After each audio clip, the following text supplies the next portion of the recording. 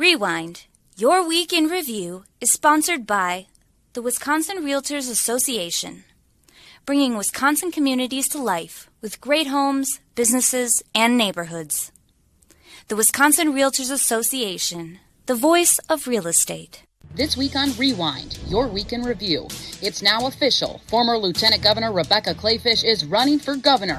And a Milwaukee alderwoman is in hot water after she's charged with criminal charges and accused of taking more than $20,000 in campaign cash. Plus, more Republican lawmakers are defending the integrity of Wisconsin's elections as GOP leaders ramp up their efforts to seize ballots and voting machines. All this and more on Rewind, Your Week in Review for September 10th.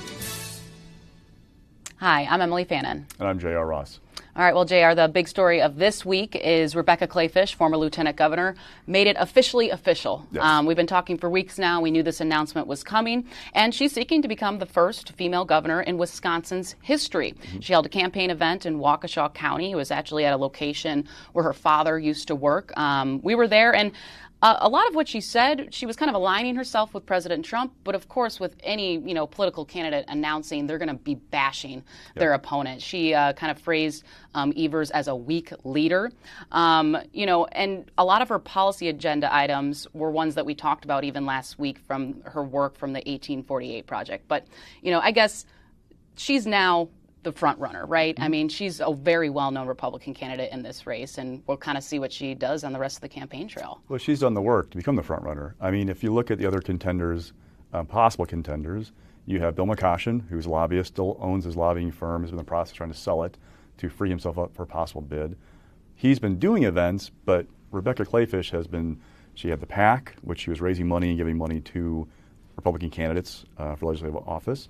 She had the 1848 project where she's basically building a roadmap for her campaign, to be honest with you.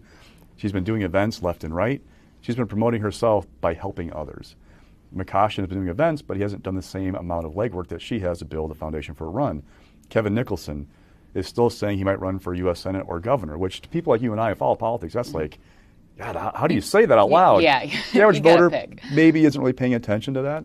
Nicholson's doing stuff as well, but he's not doing the events like Kleefisch is, like the raising the money for candidates. He hasn't done the same kind of work. And then you have John Mocco, who is kicking the tires on a run, but this was kind of a new idea for him. Kleefisch has been building this for more than a year. This is the worst kept secret in the Capitol. She's going to run for governor. She had filed the paperwork already. I mean, she's been a candidate for more than a year, essentially. This is just kind of the next step in that candidacy. And during her announcement, too, there wasn't too many new things that we heard going based on the 1848 policy items, hiring more police officers. She went in on Governor Evers for the pandemic and the shutdown, unemployment, his handling of unemployment. I mean, these are all, the main things that we know any Republican candidate is going to go against Evers for. But did you anticipate her going, dropping Trump's name so much and, appealing to the Trump voter base? Or did you maybe assume that she'd be a little bit more in the middle? Any Republican has to. It's a Trump party these days. Interesting that it's also, if we've talked about Evers' biggest vulnerabilities, Kenosha. Her rollout video started with Kenosha, the violent protests a year ago, UI, and then coronavirus and Joe Biden in the White House. I mean, those are Evers' four biggest challenges. COVID could be a plus or a minus, depending on who you're talking to, and where Biden's numbers a year from now. If it's a pro-Republican environment, Rebecca Kleefisch or whomever the GOP nominee is going to be in pretty good shape. If it's a 50-50 ball game, or Joe Biden's numbers rebound and they're like back at 50%, then I'd feel good as Governor Evers. So there don't really a lot of shocks. The stuff she talked about is like the hit list, like the greatest hits of the Republican platform. It was, and now. It went boom, boom, boom, boom, boom, all Cops, down the line. Yeah. Critical race theory, unemployment. It's what you'd expect from a Republican. She has to win a primary. Big thing to watch for her is, and any Republican, is the state convention next spring. So Republican Party of Wisconsin has an endorsement process where if you get endorsed by the people at the convention, you get the party's backing in the primary. Kleefisch would really love to have that, as any Republican would. Ron Johnson got that in 2010. It helped propel him to U.S. Senate. If Kleefisch were to snag that come May, that could really be she's a frontrunner. It can make her like almost, I would say unbeatable, but a heavy favorite because the party would be doing ads for her, sharing information with her. That'd be huge. So if you're other Republicans, you want to either beat her for that endorsement or keep her from the threshold of getting the endorsement of the Republican Party next spring. And we're talking so much about her announcement, I even forgot to toss to the video. So let's just hear a little bit about what she had to say.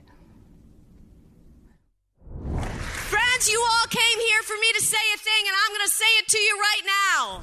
I today announce I am running for governor of the great state of Wisconsin. I have 2 daughters. I just want to come back here to Wisconsin to live their American dreams and one day raise their families. But we need to have safe streets, and we need to have schools with some type of educational standards, and we need good paying jobs. I will fight for you and everyone across this great state of Wisconsin.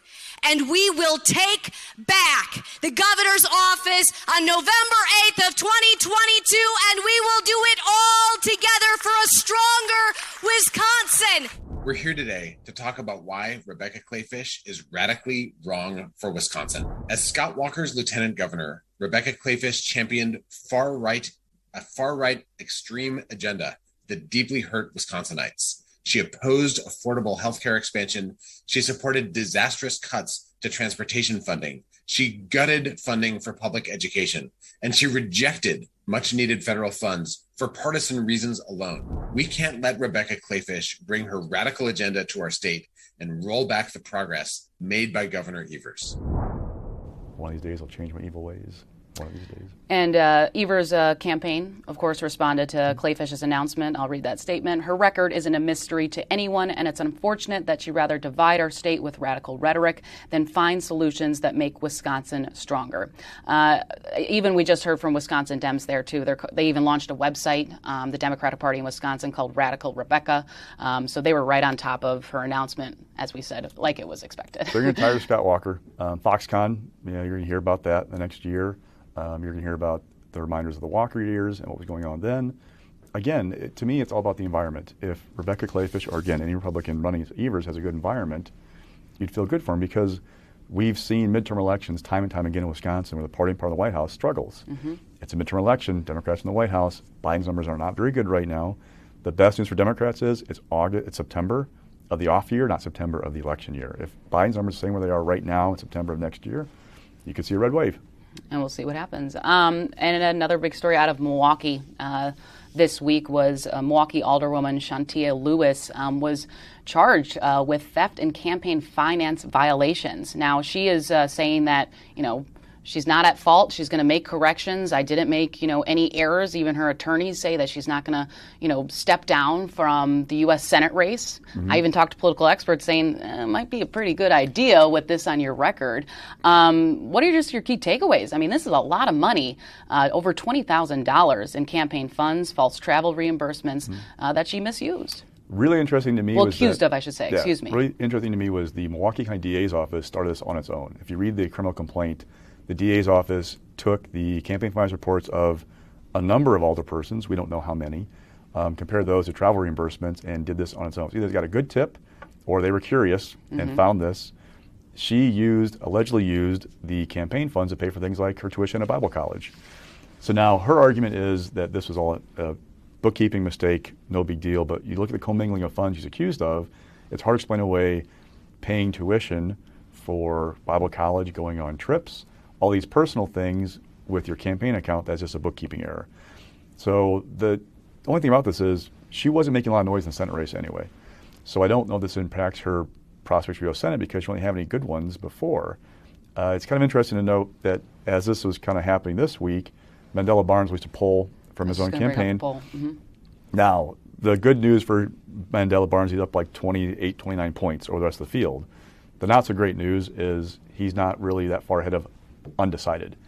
It shows you that Barnes starts out with a very good position in this primary, but this slow, wide open field, the challenge for an Alex Lasry, a Sarah Galuski, a Tom Nelson, et cetera, is how do you close that gap, right? Lasry has not spent a lot of money on TV, neither has Galuski, so you're not surprised that Mandela Barnes is better known and is out front. It's a matter of name ID and enthusiasm. But can they close the gap? Can they spend the money on TV, do the events to close the gap, and give him a run for his money? Right, and of course they're still raising money because we're still a little early, even though we keep talking about this, the 2020 U.S. Senate race. But I also want to bring up, too, you mentioned that the Milwaukee DA, of course, went through this. Maybe they got a tip, but they didn't find, just yesterday they released that they didn't find any other Milwaukee aldermen, I guess, in the same situation.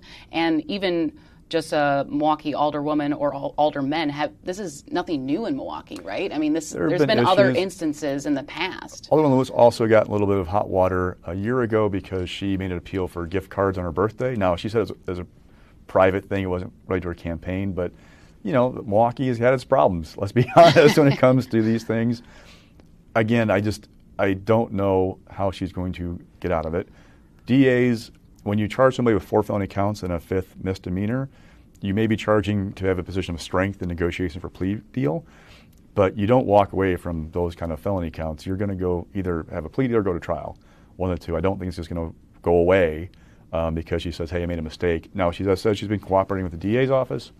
Maybe that helps her a little bit, but again, I don't see a way this just goes away and she's still in the Senate field next year as a viable candidate. And Common Counsel Cavalier Johnson relieved her of all of her counsel duties. I mean, at this point, would you say that it'd be probably a good idea to get out of the U.S. Senate race, or should she just stay put and see what ends up happening? Because she's kind of already has this image. She could be the ultimate comeback kid. You never know. You never know. It's just, and I don't mean to joke about it. I think that poll, too, that we talked about with Barnes, it was last month. She was at 3%, I want to say. So it's all single digits. We've talked about the lanes in the Senate race a lot.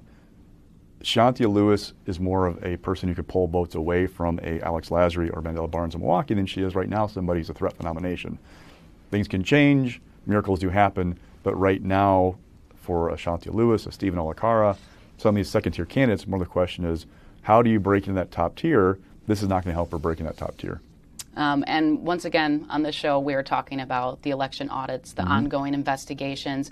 Pretty interesting that Senator Bernier, who was a county clerk for 12 years, I believe, she's been one that's been a little bit more reasonable Republicans, I should say, when it comes to those raising, conspiracy theories or whatnot about the election. She actually held an informational hearing where I saw Republican lawmakers, a lot of their staff members. They had WEDC there. They even had a city clerk and a county clerk. So all these people at the table taking questions, and this presentation, I would say, the slideshow that everyone kind of sat through to learn a little bit more about the process. And towards the end, there was kind of a powerful statement by Bernier because we had some lawmakers raise some concerns that, about fake IDs and other things, stuffing ballots. She really put her foot down and really explained that, let's stop with the misinformation. Let's move on. Before we kind of dive deep into this, let's just hear those comments from Bernier and I believe Branchin as well during that hearing.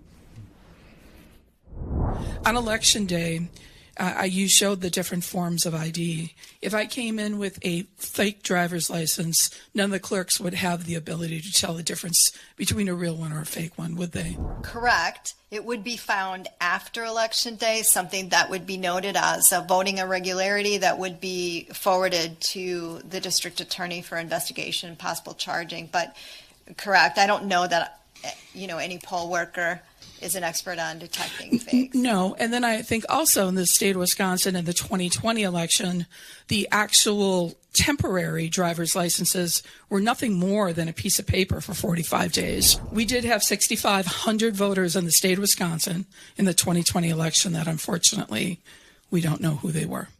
When I won by 87 votes on election night and 93 votes after the recount, as a county clerk, I had, honestly, 100% confidence that assembly seat was not going to change because I was that confident in the processes that we have set up, having done recounts, having been in a recount, knowing full well we've had 2 statewide recounts. One in the Justice for Justice Prosser, and one when President Trump was on the ballot for the presidential. And they came out accurate. I'm sorry, but there is not a reason to spread misinformation about this past election. when we have all the evidence that shows otherwise. So that was Bernier kind of just putting her foot down that, like, hey, let's move on. Let's stop spreading misinformation. During that hearing, too, we had a lot of lawmakers raise concerns about training for poll workers, how voting equipment works. And then it was like a lot of busting election myths, like ballot stuffing and that these voting machines, they're connected to the internet. I guess let's just talk to the fact that there's more Republicans now that are standing up and trying to speak out about the integrity of Wisconsin's elections and just the entire electoral process. Mm-hmm. Even this week, we had some national Republicans speak out about the ongoing investigations here in Wisconsin. Yeah, Christine Todd Whitman, former Republican governor of New Jersey, member of the Bush administration, kind of ripped what was going on here. Now, if you talk to Bernier, she will tell you, for example, like indefinitely confined voters, people who say that they can't get the polls in person because they're confined due to age, illness, or infirmary, that there was an issue with how that law was used in the 2020 election. She thinks that should be tightened. She voted for several election bills, overhaul policies. She voted against a couple of them. She thought they were not done properly. Opposes, for example, private money from the Zuckerberg-funded group to help cover election costs. Their issue, she says. It's these things, the ballot stuffing. Like she told me that a constituent swore to her that he could put 30 ballots in a machine, photocopy and put them in. And she pointed out to him that if you did that, at the polling place, if you ever notice your ballot, you have two poll workers put initials on your ballot. Those ballots would be missing those initials. When they finished the count and saw the number of people who checked in versus the number of ballots that were totaled, they'd go, something is off, and they would do an audit of the ballots and find the ones that were fake. And there's a ticker in there, too. Like they had the voting equipment out there. Well, they'll count how many people voted versus how many ballots are in the machine. So they'll clearly, there's checks and balances to find how many are in the machine versus how many voted. It also assumes an election worker, a room full of election workers, will not notice you putting 30 ballots in the machine right in a row, right? So there's that thing. What's also happening, though, I talked to her this week, is that she's had somebody threaten her with a primary because she's not doing enough to address these things. And I've talked to other Republican lawmakers doing the same thing, that they're getting beat up at county party meetings where they go to talk, and years before they were the heroes for passing these conservative reforms or overhauls of policies in Wisconsin. Now they're the bad guy if they're not doing more to uncover the quote-unquote steal. So what are we going to see next fall? Is it going to be a lot of Republicans in the base who are looking to enact some kind of revenge through a primary of incumbent lawmakers, or we see a lot of retirements and then people who are more advocate or more passionate about these conspiracy theories running in primaries? You can see the nightmare scenario for Republican leaders of more of this coming into the caucuses rather than trying to tamp it down. They also have to worry, how do you keep those voters engaged? The ones who are convinced that there's something amiss, in 2020, if they don't trust the system and won't vote next year, that's a problem for you if you're trying to win a race in Wisconsin. And we could also see more people leave office, which has already been an ongoing trend. And before this hearing, too, former Supreme Court Justice Michael Gableman issued a letter that basically is just kind of ramping up these efforts from Republicans that they want to seize ballots and voting equipment. So the Elections Commission met yesterday to approve a new voting system, voting machines from ES&S. Ahead of that meeting, Gableman sent a letter saying, I want you guys to preserve evidence of the member of their election, including things like voting machines. Now, the Elections Commission does not keep voting machines, doesn't keep the records. It's basically the clerks who keep things. Gableman didn't respond to my text or my phone call yesterday to ask what he really was looking for, because he also in that letter says, I also want you to inform the clerks to keep this stuff. So we'll see what he's trying to get at. The question is, where are you going with this? Are you going to have like truckloads of voting machines show up in Madison somewhere where the office is? We've seen in Arizona where there are concerns if you have people auditing the machines, they're no longer able to be used for an election. That could cost local governments a lot of money. With the ballots, what are you looking for? We already had a hand recount in Dana, Milwaukee counties. What happened? Because Trump campaign paid for it last year. What are you looking for?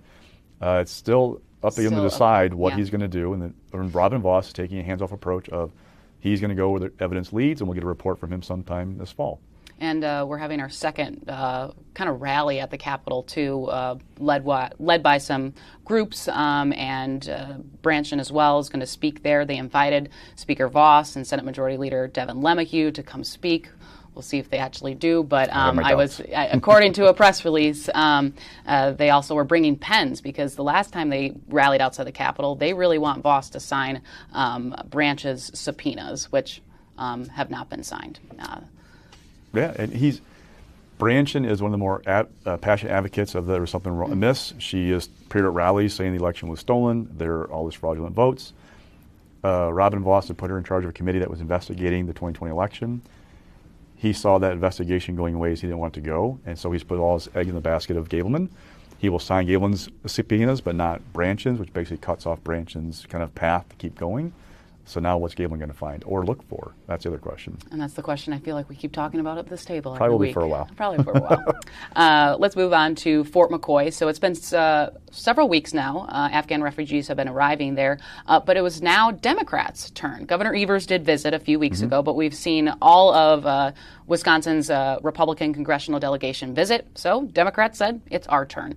So some of the key takeaways there is that the biggest thing they defended was Republicans' concerns about the vetting process. So let's hear what some Democrats had to say. Overall of them just saying that we're pretty confident of how they're being vetted right now. It's really a tremendous effort. I think there's a lot of myths that have been out there. A lot of those were busted today, and I think I can very confidently say that there is an excellent job that's happening right here at Fort McCoy by all the agencies involved, and that we're going to help an awful lot of people who helped the United States in finding places in this country, and it's our obligation, but also it's our opportunity with the folks who are here. As you know, they were evacuated from Kabul, and there were intermediate stops where everyone was checked again.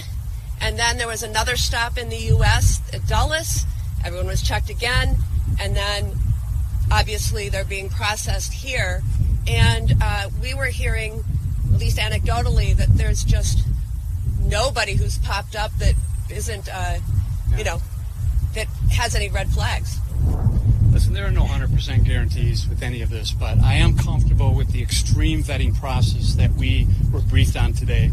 The multi-layer, the biometric, all the background checks. It is just very thorough, and they're treating it extremely seriously as well. And I would say also just on that, again, anecdotally to people who are interacting with these refugees every day, gratitude has been expressed over and over and over again. And so I think that's something we can take to heart. So we've been talking about this concern from Republicans for a while about how Afghan refugees are being identified when they arrived. I don't think it's going to be an issue, or I think it's going to be an issue that's going to be ongoing until there's maybe a case, but even U.S. State Department officials are pretty confident that, because they even explained in a briefing, I think it was last week, that they're vetted even before they come. They're vetted again when they arrive in the U.S., and they're still being vetted at Fort McCoy. Real quick, though, too, because we're running out of time, just a quick update with Senator Steve Nass, who is officially has asked GOP leaders to file a lawsuit over UW System's COVID policies. He even sent out a statement with pictures and videos of UW-Madison's Badger game and the jump around and how many students were around. But this UW-Madison spokesman actually said, well, we don't have a mask mandate indoors, or not outside where the crowds are. They do in bathrooms and whatnot. So this is just an ongoing fight. Nass even sent out a statement against President Biden's new sweeping, federal vaccine requirements, which could impact about 100 million Americans in the private sector, healthcare workers, as just the highly contagious Delta variant keeps going up and up. So I think all you know about Steve Nass's request for a lawsuit is it's now Friday. It's been 3 or 4 days since he issued the statement. There's been no indication from Devin Lemmie or Robin Vos are going to file a lawsuit. Yeah. I think that tells you something. Things can always change, but they're awfully quiet in leadership right now about doing what he wants them to do. And last we heard is that Lemmie is meeting with his caucus, and he'll see how they feel about it. So at least we're hearing a little bit, but we might not get an answer for a while. I think the fact they haven't done anything tells you how the caucus feels. There's not consensus from what I understand about what to do, so it's just going to kind of sizzle. Die down a little bit. Unless Steve Nass wants to keep it alive. Exactly. All right. Well, that will be it for this week. I'm Emilee Fannon. And I'm J.R. Ross. Thanks for joining us.